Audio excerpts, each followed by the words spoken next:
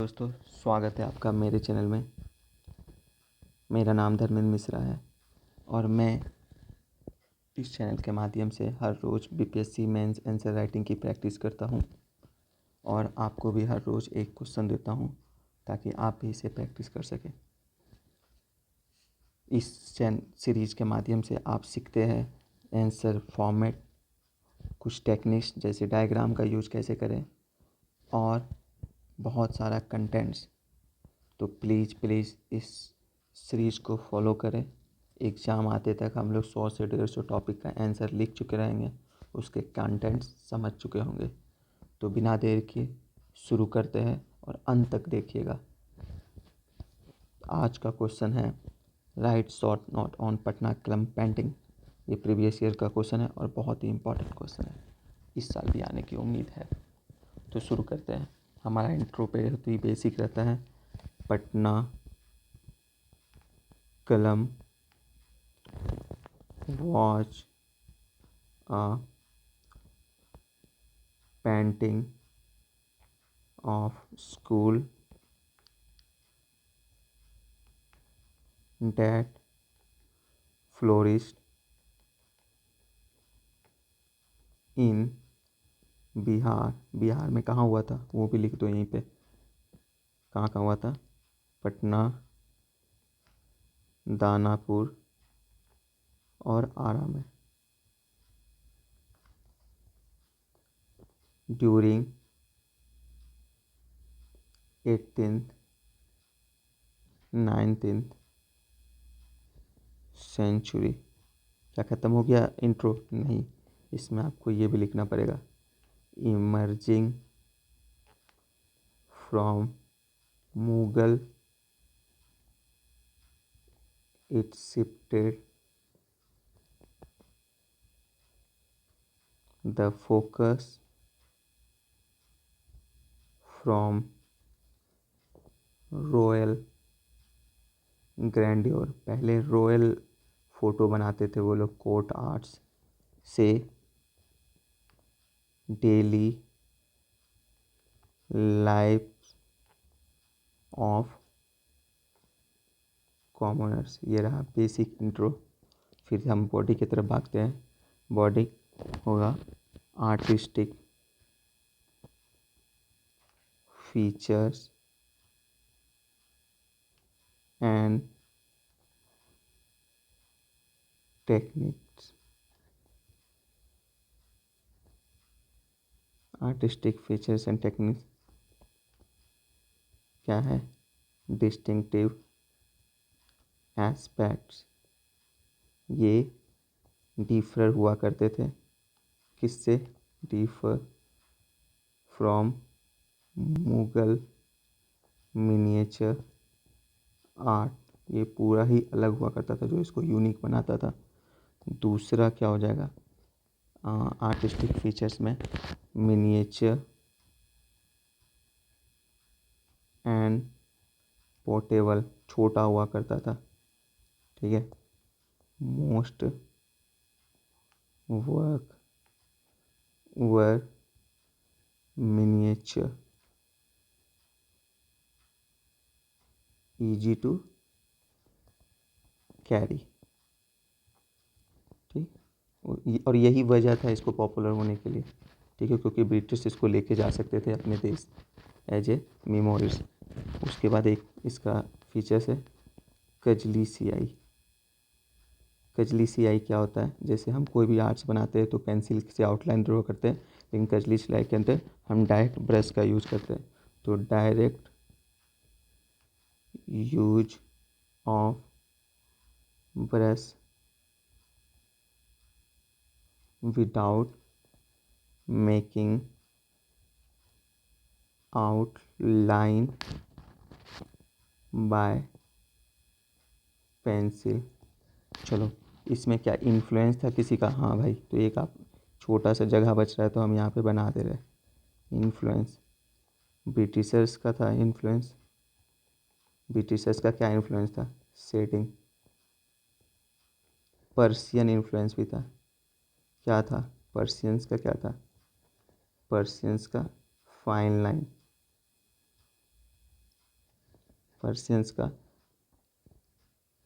British का setting हो गया, पर्शियंस का फाइन हो गया, और मुगल्स का भी था। मुगल्स का तो था ही, वहीं से तो इमर्ज हुआ था, तो मुगल्स का एलिगेंस। ठीक है, उसके बाद हम क्या कर लिखेंगे, थीम क्या थे इसके। थीम जैसा कि आपको पता है, daily life of commoners, example farmer, fish selling woman,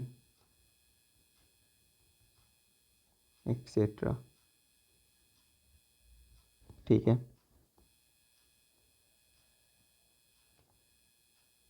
दूसरा क्या था theme, festivals and religions. Festival और रिलीजन्स के थीम पर भी पेंटिंग बनाया जाता था। एग्जाम्पल कौन कौन से, छठ पूजा, जो कि अभी आज छठ पूजा चल रहा है, तो छठ पूजा से का भी पेंटिंग्स अवेलेबल है। Holi celebration,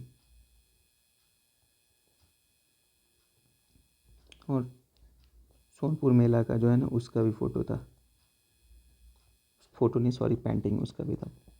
and birds painting, ये सब थीम हुआ करते थे इनके।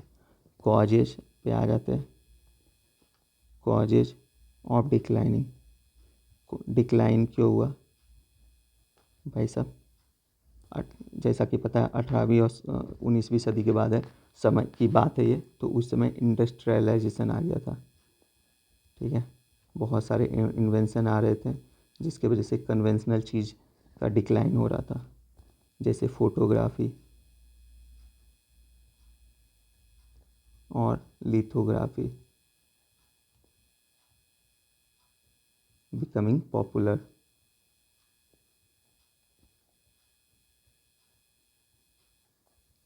इसके वजह से क्या हो रहा था, चेंज ऑफ टेस्ट हो रहा था, लोगों का टेस्ट बदल रहा था कि भाई अब हम ये नहीं लेके जाएंगे, पटना कलम की तरफ, मॉडर्न आर्ट्स की तरफ भाग रहा था। और लॉस ऑफ पेट्रोनेज, पहले जो पेट्रोनेज मिल जाता था ज़मींदार की तरफ से, जो सपोर्ट मिलता था इकोनॉमिक, वो मिलना बंद हो गया था। अब एक हम उसको क्या कंक्लूजन लिखेंगे, despite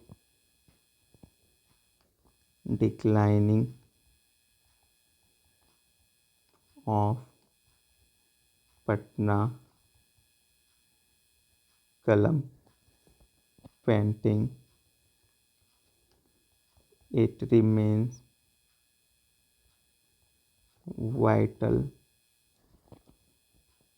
part of Bihar art heritage। बस ज़्यादा नहीं लिखना है, छोटा शॉर्ट आंसर में कंक्लूजन भी शॉर्ट होना चाहिए। अब हम देखते हैं, अपना खुद का इवेलुएट करते हैं आंसर। तो हमें पूछा गया था शॉर्ट नोट्स ऑन पटना कलम पेंटिंग। आप देख सकते हो कि मैंने लगभग सब कुछ इसमें लिख दिया है, जो जो बेसिक इन्फो होना चाहिए, छोटे 2 पेज में जो जो चीज़ डाल सकते हैं हमने डाल दिया। हमने क्या किया, एक बेसिक इंट्रो दे दिया, जिसमें हमें पटना कलम के कब फ्लोरिश हुआ वो बताया, और सेंटर कहाँ था वो डाल दिए। उसके बाद ये शिफ्ट जो था, ये रॉयल गवर्नर से लेकर डेली लाइफ्स ऑफ कॉमनर्स के बारे में लिखा था, जो इसका शिफ्ट हुआ था, जो कि बहुत इसका मेन सिग्निफिकेंस है पटना आर्ट्स का, मैंने उसके बारे में लिखा। फिर बॉडी में हमने आर्टिस्टिक फीचर्स एंड टेक्निक्स के बारे में लिखा, जिसमें इसका यूनिकनेस होना, इसका छोटा मिनिएचर और पोर्टेबल होना, जिसके वजह से ये पॉपुलर हुआ था। लोग के ईजी टू कैरी होने की वजह से इसको मेमोरीज की तरफ ब्रिटिशर्स लेके जाते थे। फिर इसका एक जो कि सबसे ज़्यादा ही आर्टिस्टिक फीचर्स था, वो था कजली सियाही, मतलब ये पेंसिल का यूज ना करके डायरेक्ट ब्रश का यूज करते थे पेपर पर।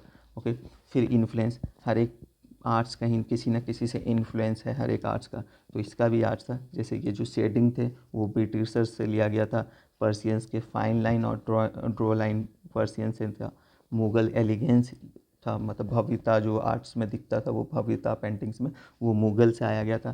थीम तो भाई थीम या सब्जेक्ट क्या हुआ करता था, मतलब जनरली वो किस थीम पे बनता था।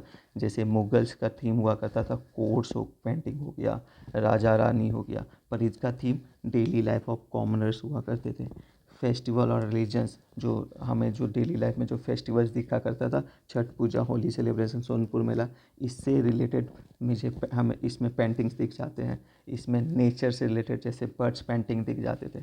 अब हर एक आर्ट्स का डिक्लाइनिंग का कारण क्या था, तो मैंने जैसे बताया कि 18-19 सेंचुरी में इंडस्ट्रियलाइजेशन चरम पर थी, तो वो एक वजह था। दूसरा, इंडस्ट्रियलाइजेशन की वजह से फोटोग्राफी और लिथोग्राफी पॉपुलर होने लगा था। चेंज ऑफ टेस्ट, अभी जो ब्रिटिशर्स थे उनके टेस्ट चेंज हो गए, रियलिज्म, मोर रियलिज्म पे आ गया। इकोन यूरोप में वहाँ पे एक अलग तरह का क्रांति चल रहा था, आर्ट क्रांति, आर्ट रेवोल्यूशन चल रहा था। तो लोग ये जो ट्रेडिशनल आर्ट से दूर भाग रहे थे।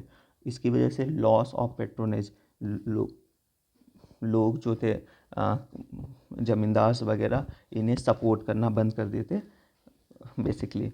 और लास्ट में हम एक छोटा सा कंक्लूजन लिखाएंगे, क्योंकि जिसमें हमें इसका दिखा है कि it remains the vital part of Bihar art heritage, एक सिग्निफिकेंस पता चल गया। इससे आपको आराम से अगर 7 नंबर का क्वेश्चन है तो 4 से 5 नंबर मिल जाएगा। आप बताइए आपको कैसा लगा इसका आंसर, अगर आप यहाँ तक देख लिए तो प्लीज़ कमेंट करें। आपको कोच नहीं करेगा पर मुझे एक मोटिवेट करेगा कि हम कल भी हर रोज़ मेहनत करें और हर रोज़ आंसर लिखें। थैंक यू बने रहने के लिए। मिलते हैं कल इसी समय पे। जय हिंद, जय भारत।